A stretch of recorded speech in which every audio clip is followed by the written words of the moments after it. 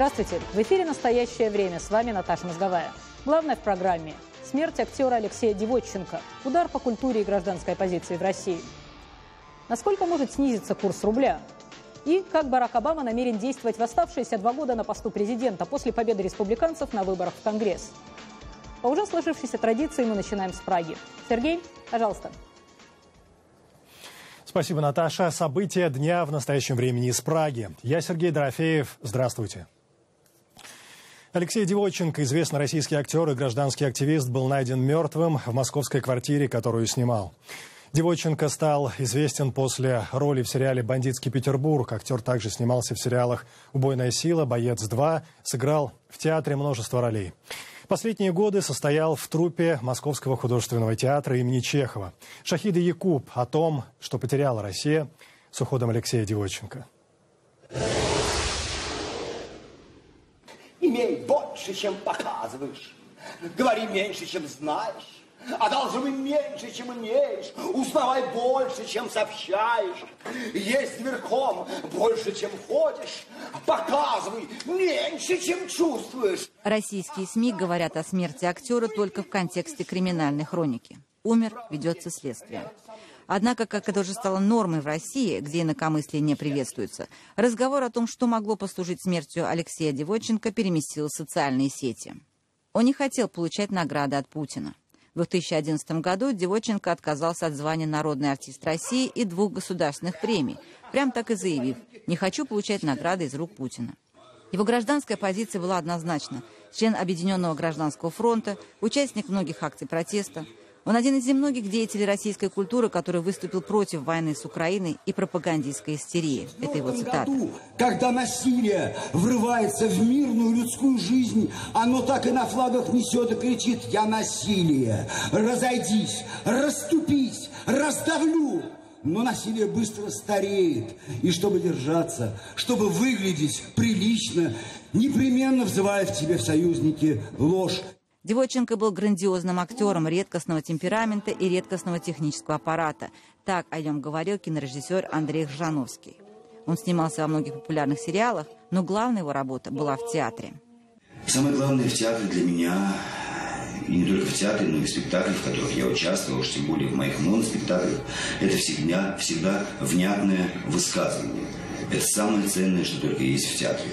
Внятное высказывание, имеющее совершенно определенный, острый вектор направленности, социальный, гражданственный, политический и так далее. В нынешней России, когда актеров, певцов и других деятелей культуры власти используют в качестве рупора своей политики и для заручения поддержки линии президента, вспомнив Кобзона, Валерию, Пореченкова, такие личности, как Девотченко, которые не боятся высказывать свое мнение, редкость.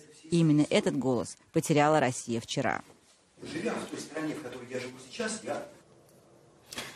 Мне остается добавить, что по информации Управления Следственного комитета Москвы на теле погибшего внешних признаков насильственной смерти не обнаружено. Как всегда в таких случаях сообщается, точную причину смерти установит судмедэкспертиза. Известный советский диссидент и правозащитник Владимир Буковский уже который месяц не может получить российский загранпаспорт. Писатель, ученый, нейрофизиолог, один из основателей советского диссидентского движения, Буковский провел в советских лагерях 12 лет. После этого был обменен на лидера чилийских коммунистов Луиса Краволана. Было это в 1976-м. С того времени он живет в Великобритании. Советского паспорта его никто не лишал, и после развала СССР диссидент несколько раз получал российский документ и даже приезжал на родину. Очередной паспорт истек, и новый Буковскому, по его словам, не дают. В российском посольстве в Лондоне сообщают, что все бумаги заявителя пока проверяются.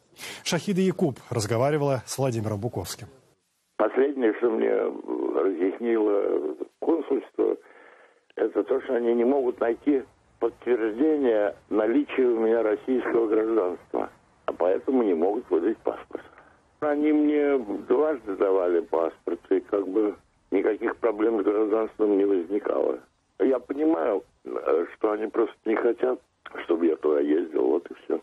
У меня такое ощущение, что история с вашим паспортом отражает ход развития истории современной России. Вам не кажется? Ну, вообще у меня отношения с Россией, они всегда как бы некий индикатор. Когда меня перестают пускать, соответственно, там происходят зажимы, там ухудшения. Когда вдруг мне начинают разрешать ехать хоть по английскому, хоть по русскому паспорту, это означает разгул либерализма. Владимир Константинович, вы не могли бы в двух словах описать то, что происходит сейчас с Россией? Я недавно на интернете нашел хороший афоризм. В России 90% населения живет в состоянии стресса. Оставшиеся 10% живут во Франции, Англии, Германии, Израиле и Соединенных Штатах. О чем сегодня говорят по ту сторону океана. Вашингтон продолжает обсуждать выборы. Наташа, расскажите подробнее. Спасибо, Сергей. Президент Обама поздравил республиканцев с победой на промежуточных выборах в Конгресс. По их итогам родная Обаме Демократическая партия лишилась контроля над Сенатом, а в Палате представителей, которая и так была под контролем республиканцев, им теперь принадлежат еще больше мест. Обама заявил, что американцы свой выбор сделали, он их услышал и готов сотрудничать с республиканцами на протяжении последних 2 лет своего президентства. На благо народа, поскольку никаких личных политических амбиций у него больше не осталось. Стоит отметить, что у самих республиканцев все же есть стимул договариваться с Обамой, поскольку, будучи президентом, он обладает полномочием наложить вето на любой законопроект. Обстановка на востоке Украины остается напряженной. Соседи по региону продолжают беспокоиться. К примеру, министр иностранных дел Литвы Линас Линкевичус предположил, что Россия готовится к новому вторжению в Восточную Украину, поэтому ослабление западных санкций было бы большой ошибкой. Страны постсоветского пространства примеряют этот конфликт на себя. Мы предлагаем вам комментарий политологов. Стивен Бланк, старший научный сотрудник Американского совета по международным отношениям. Кризис в Украине отражается на всех государствах СНГ. Он показывает готовность России использовать силу, показывает, что Россия не признает независимость и территориальную целостность ни одного из этих государств. Господин Путин четко дал это понять в своей мартовской речи в Крыму и потом снова на Валдае. Все эти государства находятся в зоне риска. Сейчас есть риск того, что появятся новые горячие точки, а границы и территориальная целостность будут пересмотрены. Я считаю, что наибольшая угроза сейчас существует для Украины. Там идет настоящая война, и есть признаки того, что может быть еще одно вмешательство России на Донбассе. Поскольку российское правительство придерживается самого плохого развития событий и не понимает западной политики, намеренно создает такую систему, есть опасность в том, что российское правительство просто не знает, где остановиться. А вот мнение политолога Сергея Маркедонова о том, оправданы ли опасения этих государств по поводу намерений Кремля. Украинский кризис, он, собственно, выходит за рамки одной страны. Это тот кризис, в котором сложилось сразу несколько тенденций в одной точке в результате. Это и сюжет, связанный с трансформацией самого украинского проекта, из такого проекта по строительству государства в очень идентификационный проект, да, с акцентом на национальную идентичность, в которой Россия точка отталкивания. Это и резкое обострение российско-украинских отношений. Ни с одной из стран СНГ, даже включая Грузию в 2008-м, не было такого. Ну и самое, наверное, главное, это ухудшение отношений России и Запада. Собственно, мне кажется, что украинский кризис нового ничего не открыл, но он стал той точкой, которая подвела черту под попытками России интегрироваться в западное политическое сообщество. А вот как с точки зрения Сергея Маркедонова выглядит новая концепция Москвы на постсоветском пространстве?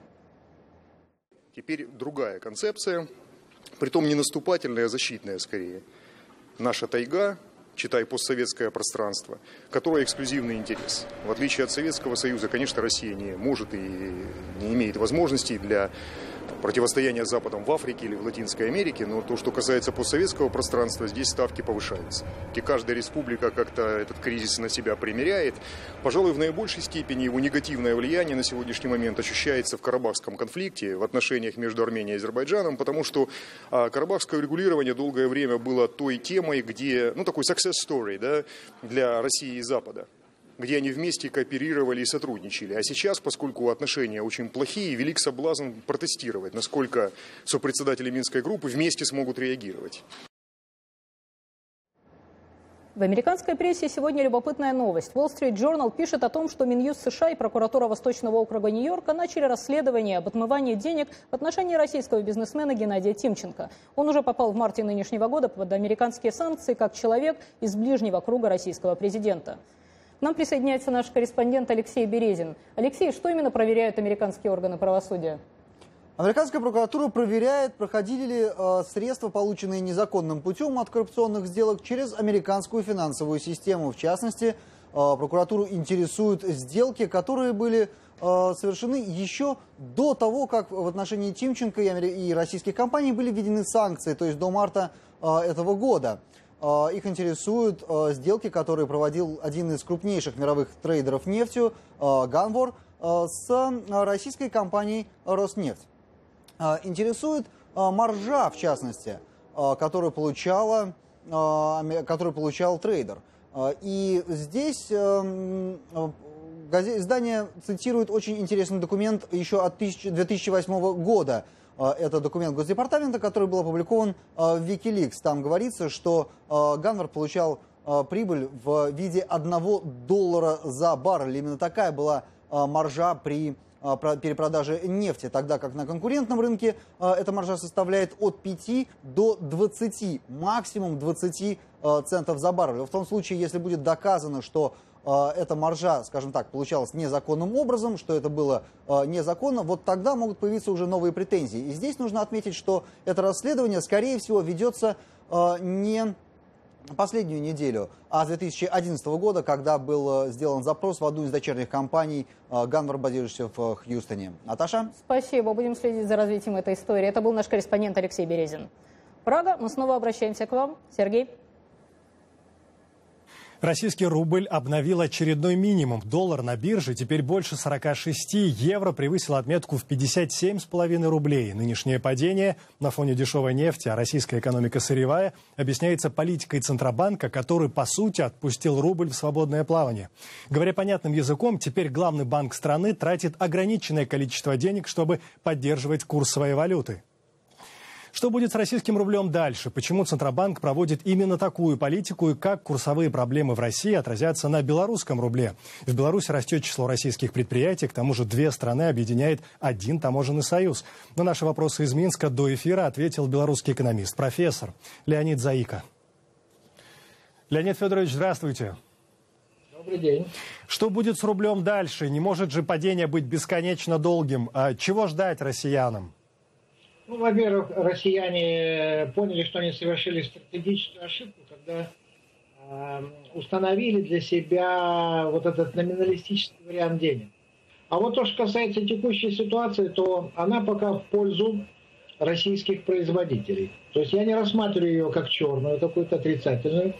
Даже для белорусов, если белорус покупал новый автомобиль российской сборки за $13 тысяч, сейчас он его покупает за $10 тысяч. В Беларуси появились уже российские продукты питания, которые дешевле. Вот. И, собственно говоря, эта ситуация двоякая. Она выгодна российским производителям, экспортерам и невыгодна импортерам. Ну, пускай перед собой передерутся, но падать он не будет бесконечно. Я думаю, что еще, может быть, месяц-полтора максимум. Но как вы понимаете действия Центробанка России в этой ситуации? Потому что, с одной стороны, на аукционах он раздает банкам рубли, а с другой стороны раздает доллары, скупая на рынке свои же рубли у тех же банков. Вот такая интервенция. Как вы это понимаете? Ведь в таком случае наживаются коммерческие банки, наживаются спекулянты. Этот момент есть. И, собственно говоря, у меня достаточно такое негативное впечатление о Эльвире Набиуллиной. Она, по-моему, не совсем понимает, чем должен заниматься Центробанк. Это первый момент. Второй момент. Они долго думали, запускать ли интервенцию, либо продолжать действия на открытом рынке. Но они сейчас лимитировали интервенцию. Но все равно это, понимаете, вот там такая сплошная лопуховость. То есть вот ребята, взрослые ребята, сильные, страна большая, но они настолько неудачно и неровно вели вот этот денежный процесс, так сказать. В общем-то, они заигрались, по сути дела, и где-то пропустили нужный момент. Может быть, они специально заигрались? Вы знаете, это очень часто бывает, когда боятся. Если руководитель банка сильная фигура, мощная фигура, которая может сказать нет, будем делать это, как я сказал, достаточно, скажем, такой авторитарный, это хорошо. А там, собственно говоря, какая-то каша получается. По-вашему, как курсовые проблемы в России отразятся на белорусском рубле? Ну, белорусский рубль тут вообще, это уже превращается в комедию, потому что у нас есть соглашение с Россией о взаимных консультациях по поводу, так сказать, и валютных позиций и прочее. На сегодняшний день здесь тоже растерянность, и происходит девальвация российского рубля. Белорусский рубль, как там танк Т-34 возле дома офицеров стоит и не знает, куда ему дальше двигаться. А в настоящее время, пока ущерб или, скажем, убытки будут нести промышленные предприятия, население будет хлопать и радоваться, российские товары будут дешевле. Из Минска белорусский экономист, профессор Леонид Заика. Причиной экономических проблем в России, пусть и не в первую очередь, являются события в Украине. В этой связи стоит упомянуть любопытные исследования Левада-центра. Россияне стали критичнее относиться к политике Кремля на Донбассе. Самым популярным ответом на вопрос о целях Путина в Украине по-прежнему остается защитить военно-стратегические и геополитические интересы России. Так ответили 46%. Отмечу, в июле был 51%. Действиями на Донбассе Путин пытается не допустить массовых волнений и ослабления государства внутри самой России. Такую версию выбрали 31% опрошенных против 25% в сентябре. Ну и вновь к деньгам. Как падение российского рубля видится из Вашингтона? Коллеги, продолжайте. Спасибо, Сергей. Мы продолжаем поднятую нашими коллегами экономическую тему. В Вашингтоне тоже обсуждают падение российского рубля. К слову, падает и гривна. К этому Россия, в общем, тоже имеет непосредственное отношение. Правда, не Центробанк. У нас в студии наш корреспондент Александр Панов, который разбирался в политической подоплеке вот этих скачков валюты. Наташа, политика, как учил классик, есть концентрированное выражение экономики. В среду Центральный банк России объявил о том, что будет тратить не более 350 миллионов долларов в день на валютные интервенции, поддерживающие курс рубля, что в 7 раз меньше суммы, которая тратилась ранее. Известные экономисты считают, что это еще не совсем свободное падение рубля. Мне не кажется, что 350 миллионов долларов в день это очень мало, потому что если это в неделю получается там без малого 2 миллиарда, умножаете на 50 недель, у вас получается 100 миллиардов долларов в год. Вообще говоря, такие затраты для Центрального банка, они критически большими. Понятно, что Центральный банк хочет дать рублю большую свободу. Понятно, что Центральный банк не хочет тратить много валютных резервов, потому что слишком много их уже потрачено, там, под 100 миллиардов за время пребывания госпожи Набиуллиной во главе Центрального банка.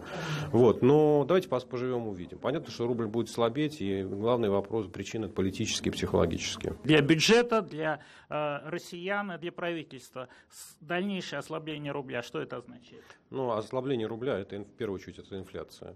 И, конечно, там можно радоваться тому, что нефтегазовые доходы бюджета они вырастут, потому что нефть упала на 20%, а доллар обесценился там еще больше.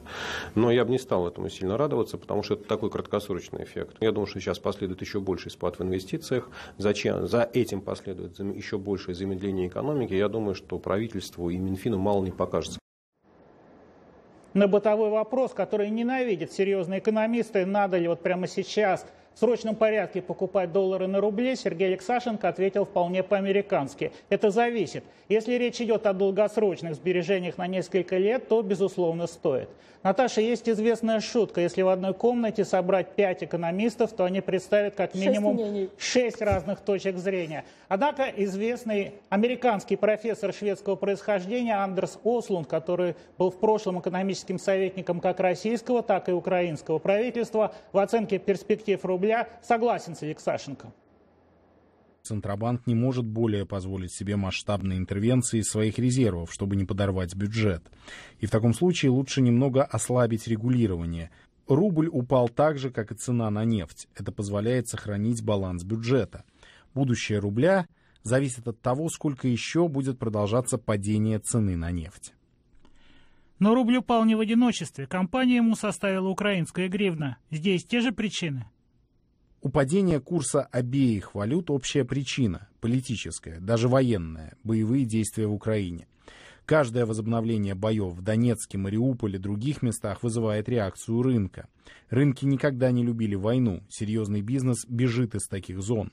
Украина переживает масштабный финансовый кризис, вызванный плачевными итогами правления Януковича. Но главный урон наносит война, я могу назвать ее войной с Россией.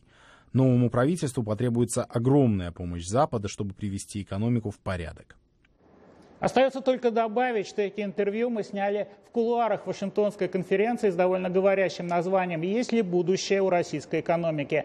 Как сообщил профессор Ослун, до недавнего времени ежедневно на стол Владимиру Путину приносили 3 доклада от разных спецслужб и ни одной экономической сводки. Может, для Кремля действительно экономика не столь важна? Спасибо. Это Александр Панов, гость нашей студии сегодня. Сегодня в Москве думали и говорили о будущем непризнанных республик Востока Украины, ДНР и ЛНР, где недавно прошли так называемые выборы. Состоялся круглый стол. Сказанное услышал и записал наш корреспондент в Москве Андрей Королев. Круглый стол, организованный информационным агентством «Россия сегодня», как его еще называют оплотом официальной пропаганды, не вызвал ажиотажа среди столичных журналистов.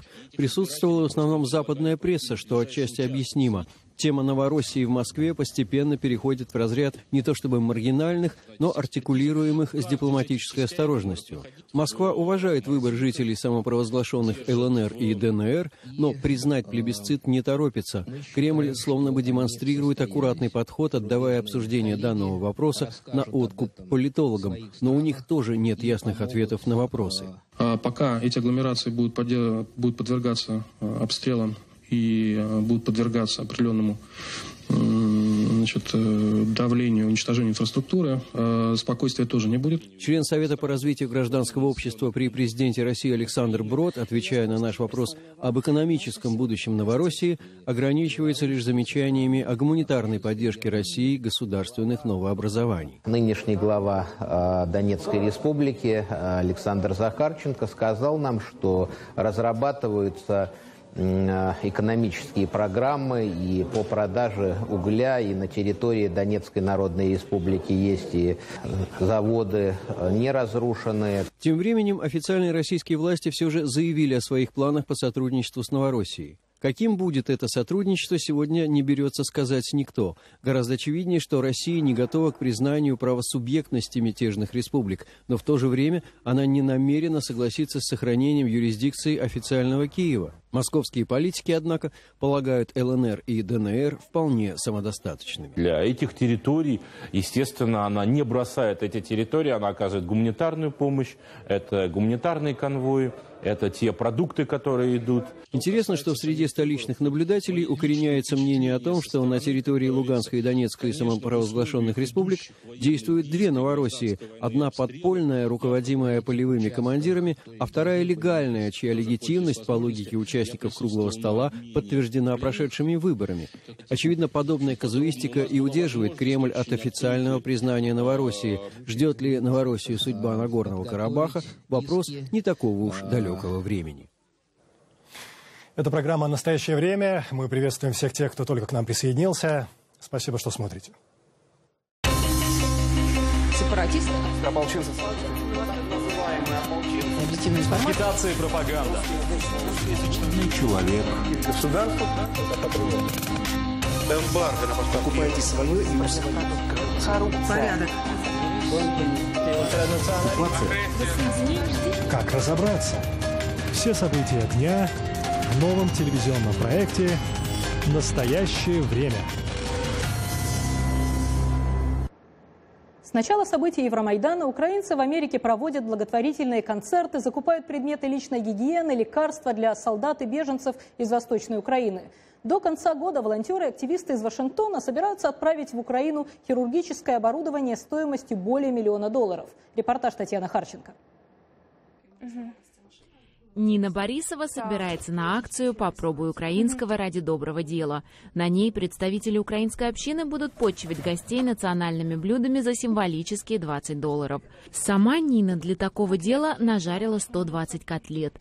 После публикации объявления на Фейсбуке стало ясно, людей придет гораздо больше, чем может вместить квартира. Так, благотворительный ужин перерос в полноценную акцию по сбору средств. Это будет и ужин, и продажа сувениров, и большой аукцион. Юрист из Луганска Наталья Грек для благородного дела приготовила десерт. В Вашингтон она приехала в июне. Наталья говорит, что она пыталась держаться до последнего, но авиаудар, который произошел у нее на глазах, заставил ее пересмотреть всю жизнь и задуматься об отъезде. В моей жизни это было такое событие, которое очень сильно изменило вообще мое мировоззрение. И я поняла, что пока там находиться не то, что небезопасно, но это ужасно, потому что я никогда не думала, что я вообще такое в жизни увижу и прочувствую, скажем так. Когда ты видишь живых людей, а через несколько минут они уже не живые.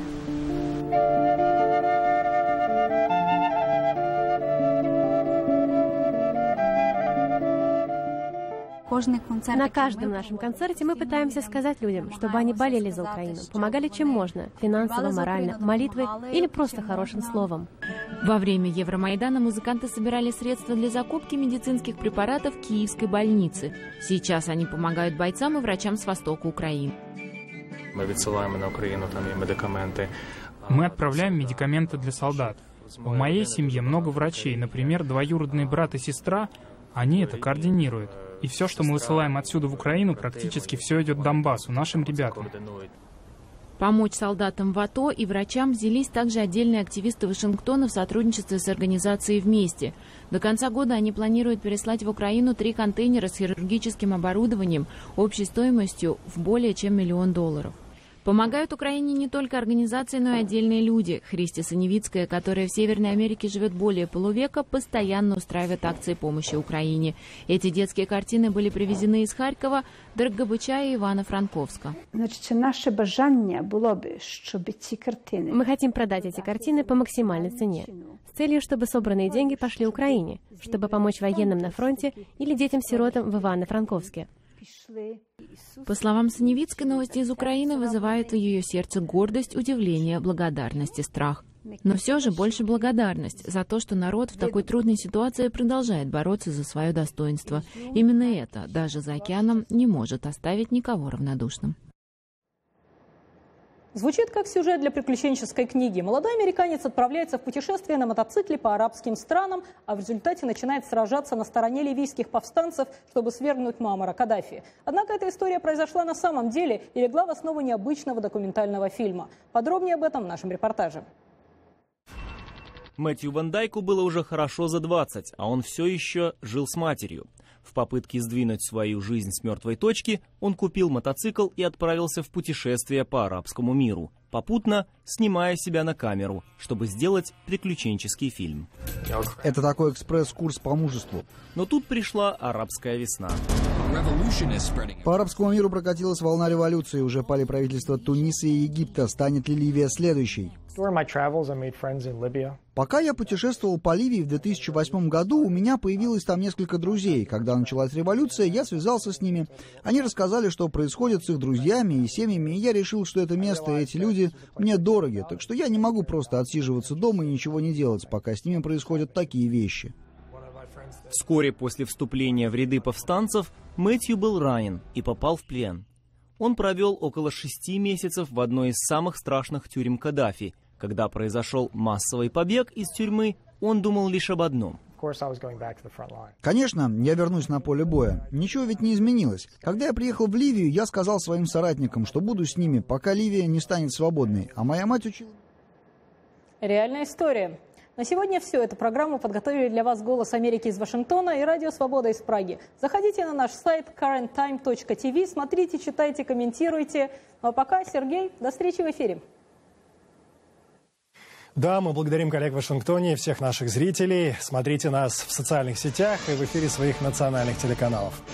Настоящее время вновь наступит уже завтра вечером, в пятницу. Я Сергей Дорофеев. Всего доброго и до свидания.